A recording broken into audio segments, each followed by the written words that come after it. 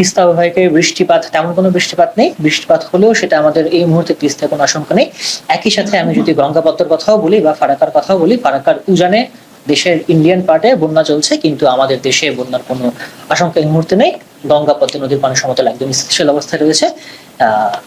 এই জন্য আমরা আশঙ্কা করছি না এখানে কোনো বন্যার এই মুহূর্তে আশঙ্কা।